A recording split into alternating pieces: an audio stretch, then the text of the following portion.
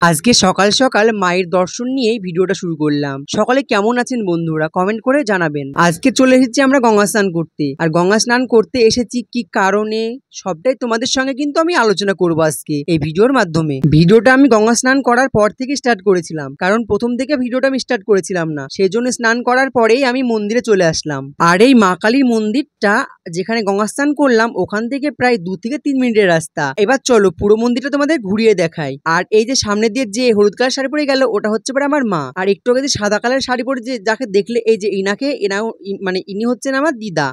তো চলো মন্দিরটা পুরো একবার ঘুরিয়ে দেখাই তোমাদেরকে। এই যে এই সাইডে মাঠটা দেখো একবার কি সুন্দর লাগছে, একদম পরিষ্কার। আর এই মন্দিরটা তো তোমাদের দেখাবো, সবটাই দেখাবো। তো চলো আগে মন্দিরটা পুরো একবার ঘুরপাক মেরে নিই। তো আমি আমার দিয়ে ক্যামেরা ঘোরাচ্ছে, আমার লজ্জা লাগছিল, সামনের দিকে অনেকদিন যাচ্ছিল দেখছিল সেই জন্য।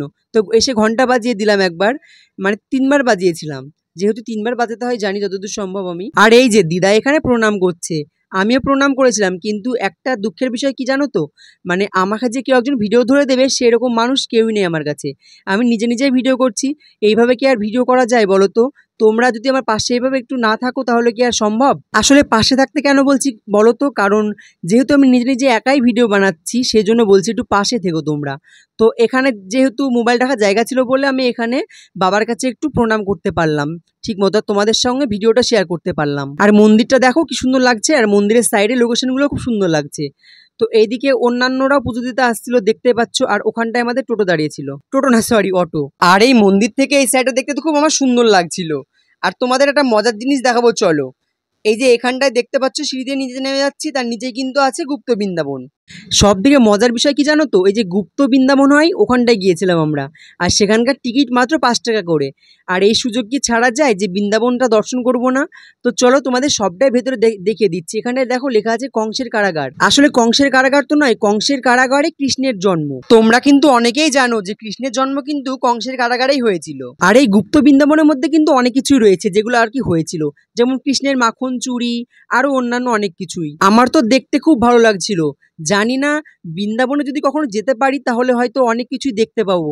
এই যে এগুলো দেখছি বেশ ছোট ছোট, মানে ছোট ছোট করে বিষয়ে বস্তুতে মানে ভরিয়ে দিয়েছে, কিন্তু ওখানে গেলে হয়তো আরো বড় বড় ভাবে দেখাতে পারবে, আর সেইগুলো দেখলে হয়তো আমাদের মন প্রাণগুলো জুড়িয়ে যাবে।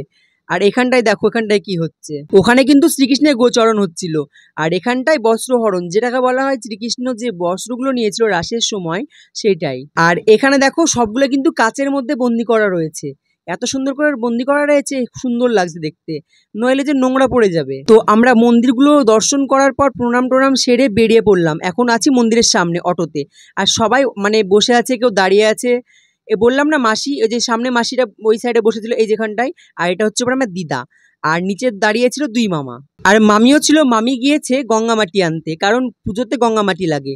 আর তোমরা এর পরের ভিডিওতে দেখতে পাবে যে কি কি হচ্ছে। তাই বলছি তোমরা কিন্তু আমার চ্যানেলের দিকে চোখ রেখো, আর এরপরে কিন্তু আমি ওই পুজোর ভিডিওটা আনবো, অবশ্যই দেখবে, খুব ভালো লাগবে। আর কি বলো তো, যদি কেউ পাশে থাকতো তাহলে খুব ভালো হতো। যেমন ধরো কেউ ক্যামেরা ধরে দিত, আমি এখানে যাচ্ছি ওখানে যাচ্ছি, তাহলে সেই ফুটেজগুলো তোমাদের দেখাতে পারতাম, কিন্তু সেটা তো সম্ভব হচ্ছে না, কারণ আমার পাশে তেমন কেউই নেই।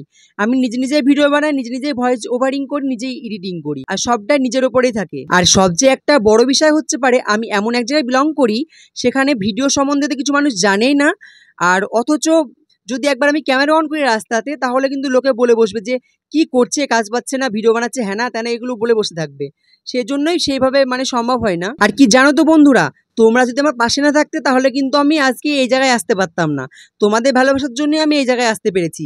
আমার যেমন বন্ধু বান্ধব বলো বা আত্মীয় স্বজন বলো, কেউ কিন্তু আমার পাশে সেমন ভাবে থাকে না, সবটাই কিন্তু তোমাদের উপর ডিপেন্ড করে। কেন জানি না আমার ভিডিওগুলো তাদের ভালো লাগে না, হয়তো তাদের হিংসে হয়, এটাই হতে পারে। আরো একটা বিষয় আমার খুব ভালো লাগে, আর ভাবলেই হাসি পায়, কারণ যারা আমায় দেখতে পারে না, কথা বলে না, অথচ তারা কিন্তু আনসারে আমার খোঁজই বেশি রাখে। এটা দেখলে আবার এটা শুনলে আমার খুব ভালোই লাগে, আর হাসিও পাই কিন্তু বিশাল। আসলে সেই সব কাজ তারাই করে যারা সেই সব কাজে অভ্যস্ত, আর সেই সব কথা ভেবে আমিও যে সময় নষ্ট করব এমনটাও কিন্তু নয়। তো আজকে ভিডিওটা এইটুকুনি, দেখা হচ্ছে নেক্সট ভিডিওতে। ততদিনে তোমরা সবাই ভালো থেকো, টাটা।